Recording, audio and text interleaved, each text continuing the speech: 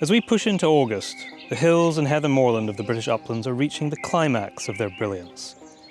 Dancing purple seas drape the rolling landscape like nowhere else on earth. The sight is quintessentially British. It is my second favourite time of year to be in the hills, surpassed only by the late spring, when life begins to return after the winter exodus. The curlew, one of our most endangered and revered birds, brings back the sound of new life with their distinctive cry, a sound lost to much of the UK now with their precipitous decline. It is this landscape, the uplands, that I live, nestled in the foothills of the Angus Glens, not very far from where I grew up. While my work as a documentary filmmaker takes me all over the world, there is something still magical about these hills and glens, a place I have maybe neglected.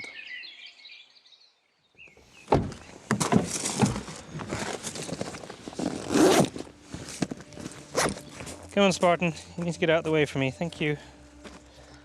Catch you later.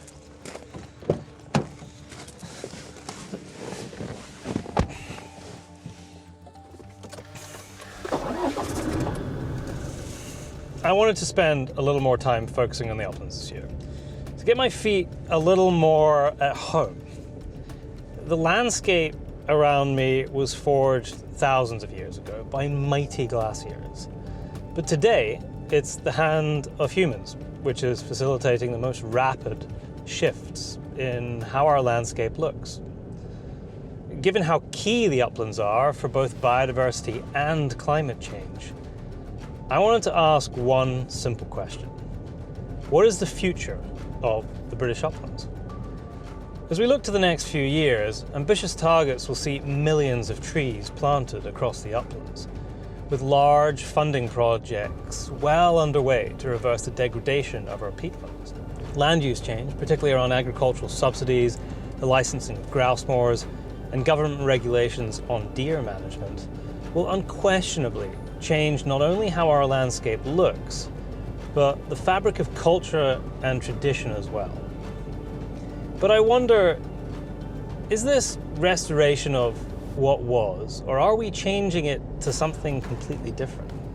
What does this mean for the land and the wildlife and the people who rely on it? To help answer this question, I've enlisted the help of friend and eco-journalist Sarah Roberts.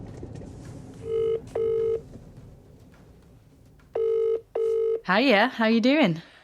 I am pretty good, and I will be even better if you say yes to my question. Oh, it sounds exciting. What is it? So, I've been working on this upland series where I'm doing this kind of journey of discovery into the uplands across the UK to ask this question of what does the future look like? How is our landscape changing? Mm-hmm. I remember this, so I'm sure I picked your brains on this already. Well, yeah. I feel like I need some help. And I'm hoping you're going to say yes to helping me do some of the interviews of this, because I feel like your inquisitive nature and brain is going to get some of the best out of the guests that I have on my list. I can't wait to ask the questions. Yes, I'm in. This is the British Uplands Podcast with Byron Pace and Sarah Roberts. An exploration of change in one of the UK's most important landscapes. Grant to take down trees, plant to put hedges, grant to dig ditches, plants put on sheep, no grants for sheep come off. If you hear a simple argument put forward about how the uplands need to be managed, then that simple argument has to be wrong. Definitely going to cut that out of the podcast. The first stop on our journey is a stroll across some heather moorland with Professor Robin Pakeman from the Hutton Institute. He has been researching how biodiversity is impacted by land use change. Well, we've got nice weather for it at least today. It's good. Yeah. What exactly is it that defines an upland? Well, it's really hard to do that because you get a different definition in different parts of the country. But really, it's what's been above cultivation. So no one has ever been up here with a plough. But if you contrast down to the lowlands, it's very obvious, heavily cropped. You can see the oilseed rape standing out. So this is really what we call semi-natural vegetation. It's been influenced by man, but the disturbance has never really been massive. So it allows the natural species to have survived, but in a sort of modified habitat. And is it all made up of one habitat, or are there lots of different habitats? No, what we've got here is, we've got a bit of green going through this nice bit of dry heath. But as you get further west, you get wet heath. And up here on top of the hill, we've got blanket bog as well. So where the drainage is impeded, you get much more water, a different community where the heather doesn't do so well. You get lots of sphagnum and things like that. So in terms of biodiversity, is this quite an important spot? Yeah, sort of UK sort of heathlands are really pretty unique, and they have a unique set of species with them. And a few minutes ago we heard a curlew, and that's a real indicator of open habitats, and they just don't like not being able to see. They sort of keep an eye on their predators by observation, and they don't like that sort of cover being close to them. So yeah, and we got other species that also enjoy the uplands, and there's a different suite to other things that you get further down. So when we are out hiking in these areas and observing these uplands that you see around the country, are these actually a natural environment, or have they been influenced? They've been heavily influenced. So they're made up of native species, but the management here has changed the dominance of them. So here, heather is really dominant because it's been manipulated. This system has been manipulated by burning. So you get a fresh growth of the heather for the sheep. But also that mosaic brings added diversity into the system. So you get a different suite of species associated with mature heather and a different suite associated with the freshly burnt heather. So that management brings its own diversity, but it has also promoted the dominance of heather over other species. How important are these uplands then in terms of the whole planet and climate change, biodiversity, all those big buzzwords right now? Yeah, well, Scotland has its own unique set of species, and the management has benefited some and not benefited others. But in terms of a global system, it's very carbon rich. So these uplands, even these dry heaths, have got big carbon reserves. And we're doing all we can now to try and protect those. And the government is putting a lot of money into peatland restoration to really push these systems to their maximum in terms of drawing carbon out of the atmosphere. I can actually hear a few different bird songs in the background. Is this important for nesting birds? Yeah, very much so. We've just heard a skylark again, and skylark and meadow pipits, they're very much birds of open ground. So they do like these sort of habitats, perhaps not in massive densities, but they're always characteristic species of open habitats. And then in turn they support raptors like merlin, which are quite specialist on meadow pipits, and hen harriers also. Meadow pipit is one of the key species in the uplands as a food source for some of the sort of really iconic species of Scottish uplands. How important then is it for the biodiversity that this is a wide open habitat? Well, you get what you pay for, basically. If you planted trees here, you get a completely different suite of species. So it's a choice of A or B, and somewhere in the middle there's some A and some B will give you the most diversity. But at an individual level, you would lose species and you gain species. So we've been doing some work down in the South Highlands at Glenfinglas, and we have tabulated the winners and losers. And there's so many different permutations you could have by changing the different habitats, but there are always going to be winners and losers, whatever you do. So the animals and the beetles, the plants that all live here now, I guess they're dependent on this particular terrain. Yeah, so there are species that are purely associated with upland heathland like this, and you find nowhere else. Others you find in some other habitats. And then if you think about woodland planting, you bring a completely different suite of species in, and you'd lose some of the species associated with this. So no land use decision is always positive, unless perhaps you're digging up a concrete car park. I think some people as well have this false belief that the trees being planted and then carrying the carbon and putting it straight back in the soil, but it doesn't quite work like that, does it? No, and in some situations, if you had a really open sandy grassland, there's almost no carbon in that system.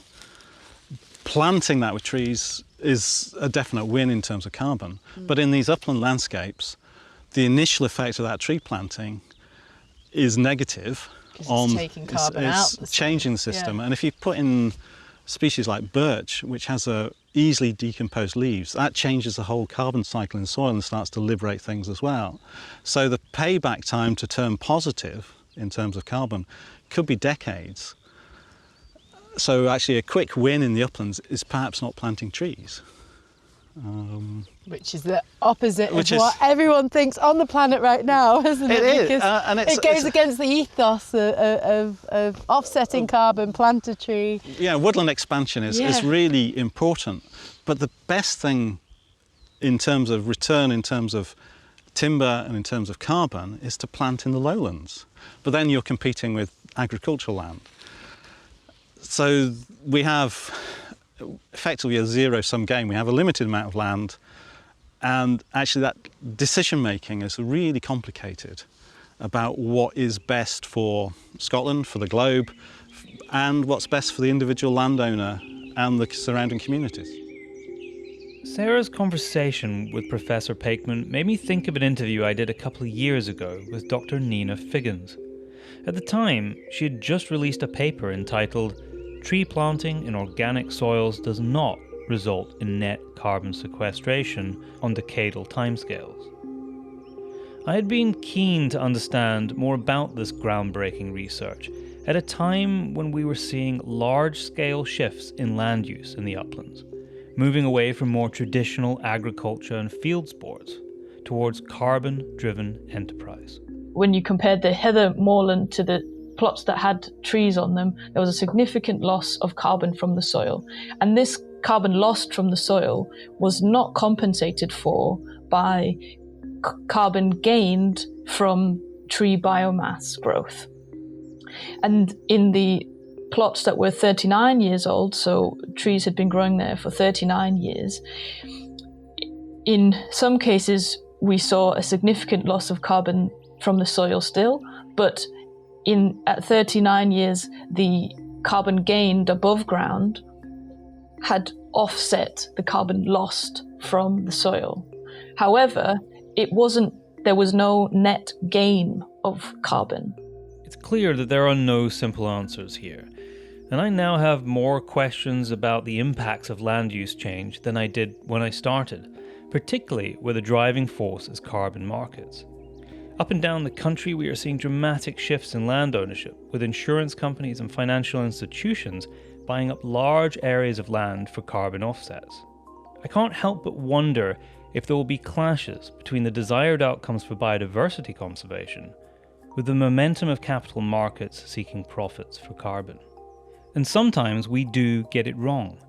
In the 70s and 80s, government incentives facilitated the draining of the flow country in northern Scotland, whereupon it was planted in pine trees for timber production, an area that was later regarded as one of the most important wetlands in Europe, and we have spent years trying to rectify the damage. In 2020, a tree planting scheme funded by the confectionery maker Nestlé had to be ripped up on a farm in England after being located in a wildlife meadow, home to rare greater butterfly orchids. But tree planting isn't just about carbon. It can be a crucial tool in conservation efforts, as I found out very close to home, only a few miles from where I live in the Angus Glens. Wow, this has changed. This has changed a lot. We've got beautiful. a huge amount of... we're on a quite a big sweeping bend here in the burn, and there's been a huge amount of deposition of gravels and pebbles in the inside of the bend that's narrowed up the burn quite a lot. It's only... it's 2 meters across here, as opposed to... Yeah. Even further up where we started, it was much wider. It was probably almost 10 meters in some places. So again, it's deposition of materials. The bend, it might start to erode a little bit, but there's quite a steep cliff face down there, and it's not going to be able to erode any further in there. So, and this will start to get deeper over time, and it'll provide a nice pool. As we just walk on here, what's this? It could be otter, actually, possibly. Yeah. Big yeah, enough? Looks like it. Yeah. There's footprints in the sand. I am travelling up Glen Clover near the headwaters of the River South Esk. The water that flows from here into the North Sea starts its life in the hills above me, draining through the heather moorland and peatlands of the uplands. Dr. Craig McIntyre is the director of the Esk Rivers and Fisheries Trust, working across the district water catchment to improve the health of our rivers. The Rottle Burn project was an ambitious restoration scheme. It's drastically different. In that time the burn was arrow straight. It had been straightened sometime in the 19th century, early 19th century, for agricultural, for drainage reasons. It ran pretty much dead straight from the road down to the confluence with the River South Esk for about 600-700 metres, which isn't very good for biodiversity or wildlife. Because you end up with this sort of singular flow, singular speed, singular type of riverbed. Yeah, that's precisely it. You have the width of the burn, the river channel is consistent all the way down. You have the same depth, you have the same substrates, and they tend to fill in with silt as well, so it becomes less usable for fish and for insects as well. This project involved strategic tree planting and natural regeneration along the river, which has numerous benefits, not just for nature, but for landowners as well. It helps protect their fields. It helps protect, so it slows down erosion. We're looking at an erosion site just now. Yeah, like the bank's pretty steep there, and it's very the face is very sheer, and you can I can see quite a lot of it's collapsed on the corner there. It has. There's a bit of slump there, but there are trees behind it that will slow down that rate of erosion. And then so it's not going to, the burn's not going to migrate far into fields, and they're not going to lose land, basically. And this is quite a different picture from further down this glen, where there's a lot of grass fields with huge, big, high banks that, or actually maybe it's further up here, I can't remember now because I come up here too often. Or is it just further down? It's just here, yeah. And where those banks, there aren't any trees behind them, and you can see that they're continually cutting and carving into the river. Why is that a problem? Apart from the loss of land, obviously. Well, from a fish point of view, the important fish, what's happening there is the Glen Clover, where we are just now, post-glacial, used to be a lake bed. So this was a giant lake. This was we would have been underwater 10,000 years ago. So the soils are very, very sandy. It's just like a silty, sandy lake bed. And because of that, the soils are very prone to erosion. Okay. And because there aren't any trees, the erosion rate's actually quite fast. So you end up with lots of fine sediments going into the river, and they smother the important stones, the pebbles, the cobbles, the gravel that salmon and trout need to survive. So they'll slowly smother them over time, and then they just become unusable, and that becomes a desert, a literal desert in the river for fish. And you'll go in there and you find very few insects. There's maybe a few gammarod shrimps are all that's left, but there's no caddisflies, midge larvae. They're gone, and those are the insects that fish feed on. And why is this riparian planting so important for the rivers, and how does it link with this desire to make resilient ecosystems? Well, trees and rivers together are a really important combination. Tree roots on riverbanks, they bind the roots together and they protect the riverbanks from erosion. I can see that right here, just in front of us, where the river's coming down quite fast and cutting in under the bank, but there's a whole line of trees there, and I can see the roots on the edge. Yeah. So they'll be stopping that eroding further. Absolutely. Or making it slower, at least. They slow down natural processes, and slow down erosional processes, but also where the river's undercutting the bank, that's really important habitat for fish as well, especially trout. The trout love it and under there, hiding amongst the roots. Yeah. So it provides all these extra areas of refuge. They can hide from predators. So trees form the roots bind the banks together, but also as the trees grow, they start to shade the burn as well. So it cools the water. There's an awful lot of work being done by fisheries trusts and Marine Scotland Science into the impact that tree planting has on river temperature. And we know that having trees shading rivers can cool a river by 2 or 3 degrees. And we know that we're getting warmer temperatures in the summertime that are getting up towards the upper thermal tolerance limits for salmon. I think we're so used to seeing trees in the river, it's like, let's pull them out. Like, here's another, more otter prints here. Or is that? I think that's a dog. Is that a dog? Yeah. I think that's Definitely going to cut that out of the podcast. I think it's a bit big, isn't it? Yeah. Now we understand a little more about the uplands and some of the complexities around future land uses. Let's dig a little deeper, below the iconic purple heather-clad hills. How far below? Well, we're about to find out how crucial that question is. There's this incredible history book that goes back way into prehistory. But it's all invisible. And this is the trouble. We often say that we know more about the surface of the moon than we do about the bottom of the oceans, the deep oceans. But actually, if you go onto Google Maps, you can see the bottom of the oceans. You can see a map of it. We don't have a similar map of the world's peatlands. We've just not been able to map those depths. Richard Lindsay is an internationally respected specialist in the ecology and conservation of peatland ecosystems and a principal lecturer at the University of London. Just 30 centimetres of peat can contain as much carbon over an area of a hectare, so 100 metres by 100 metres. It can contain as much carbon as a hectare of tropical rainforest. Most of our peatlands are much deeper than 30 centimetres. So it's certainly been calculated that in the world's peatlands there are probably there's twice as much carbon stored in the world's peatlands than there is in all the world's forests, including tropical rainforest. Think for a moment about the global drive to preserve tropical rainforests and our efforts to curb climate change. Yet, right at home, we are sitting on arguably a more important store of carbon. That makes our choices for how we use these landscapes crucially important.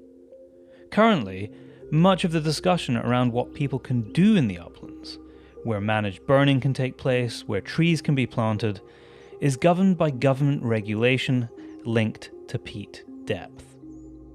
There is this issue of deep peat versus shallow peat. It's a non-issue. There is no such thing as deep peat versus shallow peat. It is a continuum. The only reason we have this distinction is because the original soil surveys were devised with a view to exploitation. So if you're aiming to dig up your peatland, you need it to be a certain minimum thickness to make it worth your while.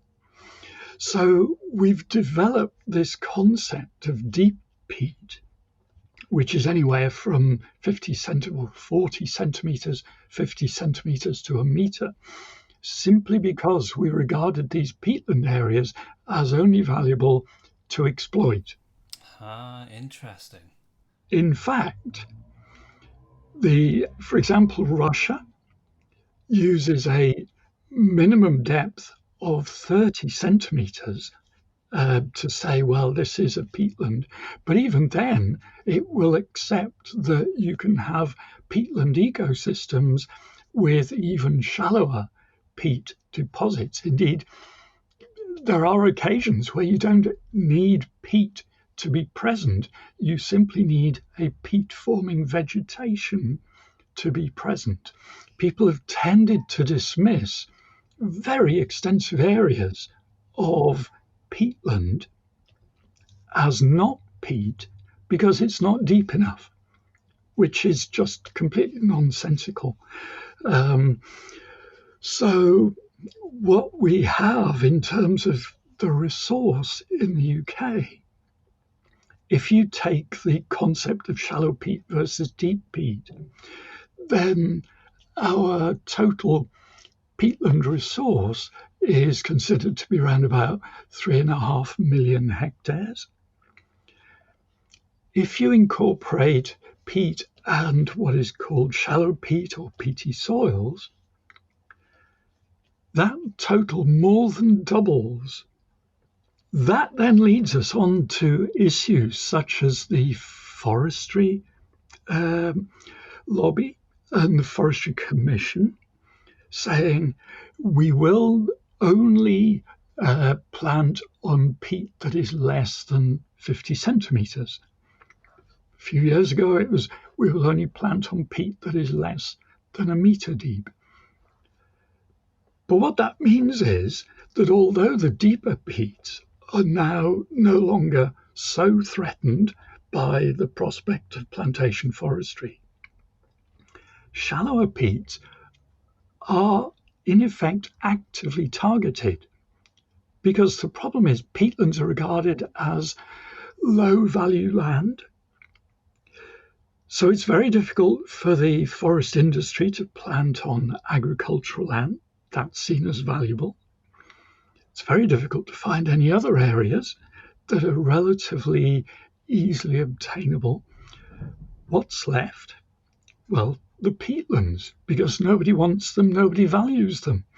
So forestry has tended to be pushed by, in effect, policy and strategic decisions and valuation into these areas of shallow peat. So actually it's the shallow peat areas that are most under threat. The more we have travelled along the road of discovery as to the future of our uplands, the more it has become apparent just how complicated our choices are. We have heard about how unique and special the British uplands are, not just for us but globally. They are a critical habitat for rare birds and plants, and are a crucial tool in our fight against climate change. We will soon find out how they contribute to ecosystem services such as clean drinking water and provide wild food from the hill to the plate. But in the next episode, we are going to speak to the people who live and work in these landscapes. And if this web of information has left you reeling a bit, and it all sounds a tad complicated, well, it is. Here is a final word from Professor Robin Pakeman. If you hear a simple argument put forward about how the uplands need to be managed, then that simple argument has to be wrong, because managing places like this is really complicated, and it depends very much on what you want out of the system and how you want, who gets to benefit, whether it's very locally, nationally, globally. The British Uplands series is presented by Byron Pace and Sarah Roberts, co-produced and edited by David Shanks as part of the Into the Wilderness podcast, an MH Studios production. Don't forget to subscribe to the podcast and visit the webpage www.britishuplands.com to keep up to date and get in touch with any questions. You can also email info@britishuplands.com.